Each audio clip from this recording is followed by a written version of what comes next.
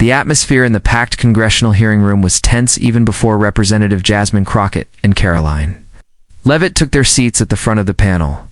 What was scheduled as a routine oversight discussion quickly spiraled into one of the most viral political showdowns of the year. Karoline Leavitt, speaking with her usual assertiveness, had begun her segment with aggressive commentary that touched on crime rates, immigration, and education disparities topics she often frames with what her critics describe as thinly veiled racial undertones. Crockett, always calm but prepared, was visibly holding back as Leavitt continued. It wasn't until Leavitt made a poignant remark about people who care more about their skin tone than their country that the dam finally broke. You could feel the shift in energy as gasps echoed through the audience. And even some of the other panelists raised their eyebrows in shock. Crockett leaned forward, adjusted her mic, and delivered what would become one of the most shared clapbacks in congressional history. Asterisk without raising her voice. Crockett calmly asked Leavitt to repeat her last statement. Leavitt, perhaps unaware of the storm she had just provoked, doubled down on her words, restating them with smug certainty. That was all Crockett needed. In a tone that was both authoritative and measured, she said, "Let me be very clear, loving my blackness. My culture, my identity, does not make me less American. It makes me resilient in the face of a system that wasn't built to see me succeed." The room erupted in applause. Several attendees stood up, clapping and cheering, as the gavel was pounded in a failed attempt to regain order. Leavitt looked startled, perhaps not expecting such a powerful and immediate response. Crockett didn't stop there. With firm conviction, she reminded the room of her long record of service, her commitment to constitutional law, and how she spent her career fighting for every American's rights, background, or wealth. The applause had not even died down when she delivered the final blow. "Karoline, your version of patriotism seems to exclude people like me, and that's what makes it un-American." Karoline Leavitt tried to regain her footing, stammering about misinterpretations and insisting that her remarks weren't racist but concerned about national unity. But Crockett didn't let that slide. She calmly responded, "You don't get to define unity when your version starts with division. If your idea of unity only works when everyone looks, thinks, and lives like you, then that's not unity, it's supremacy in disguise." The audience's reaction was thunderous. A mix of shock and admiration filled the room, with attendees now fully tuned in to every word Crockett spoke. Leavitt, visibly rattled, attempted to pivot by bringing up statistics and deflecting with economic data, but the moment had shifted entirely. Crockett had not only reclaimed her time, she had seized the narrative. She even used Leavitt's own party's language against her, saying, "You want to talk about freedom? Then don't deny mine by invalidating my voice just because it makes you uncomfortable?" And with that, the room stood again in applause, with some members even nodding across party lines. What followed next wasn't just a verbal takedown, it was a masterclass in rhetoric, grace under pressure, and strategic dismantling of coded language. Crockett began breaking down the historic patterns of dog whistle politics and how statements like Leavitt's were not isolated incidents, but part of a larger pattern meant to subtly marginalize people of color while maintaining plausible deniability. "We've seen this before," Crockett said. "Say it slick enough and you think you can't be held accountable. But I don't do subtle, I do truth." The crowd roared with approval once again. Even journalists covering the event had to pause their typing as the room refused to remain neutral. Crockett's words were resonating far beyond politics, struck a personal chord for many.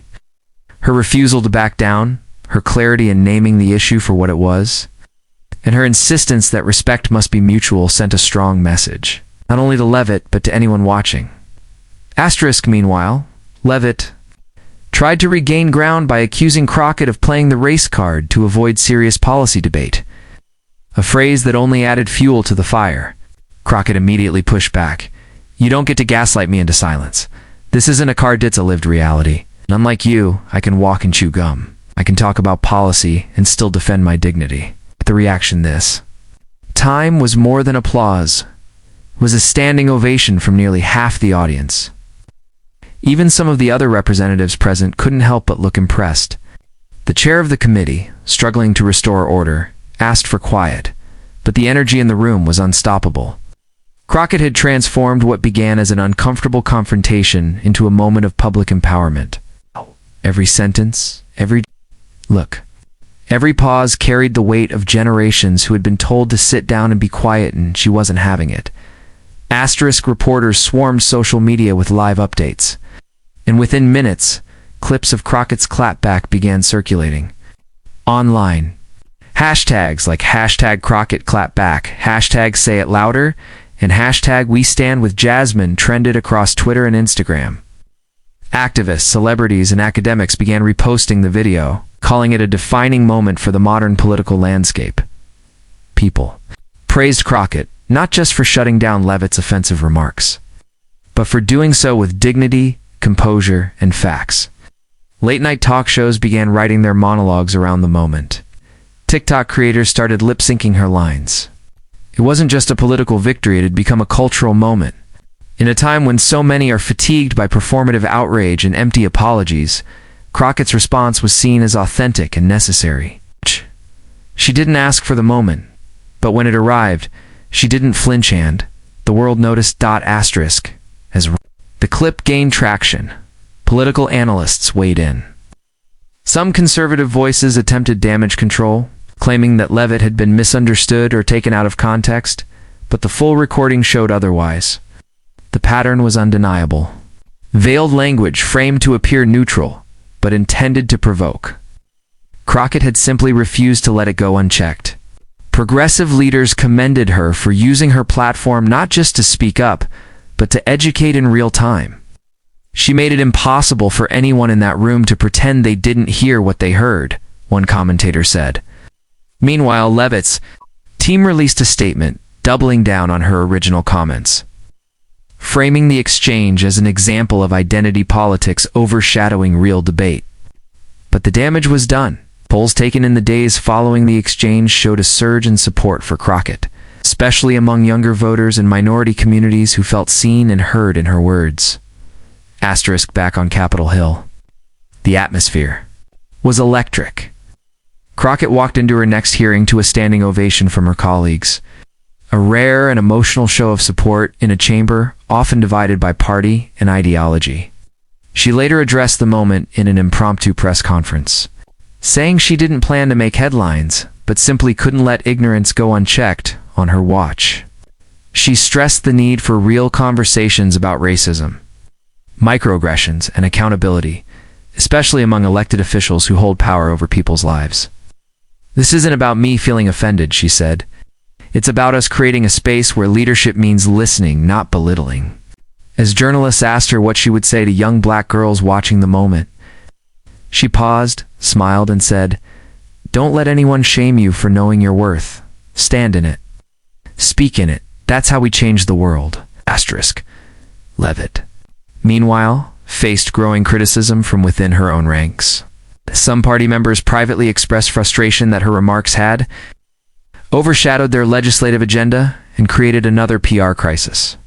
A few even distanced themselves publicly, calling for a more inclusive tone in political discourse. While Leavitt refused to apologize, citing free speech, the pressure from both media and constituents continued to mount. At town halls, she faced questions from voters about her comments and their implications. Activist groups began organizing protests outside her office, demanding she retract her statements. In contrast, Crockett's approval ratings climbed steadily and donations to her campaign surged as supporters rallied around her defense of dignity and truth. The difference in outcomes could not have been starker. One walked into a firestorm. The other walked out a hero. Asterisk in the days that followed, the Crockett-Leavitt exchange was featured in national headlines, morning talk shows, academic blogs, and political roundtables. It became more than just a viral moment. It was a litmus test for how America responds to race, power, and confrontation in public life.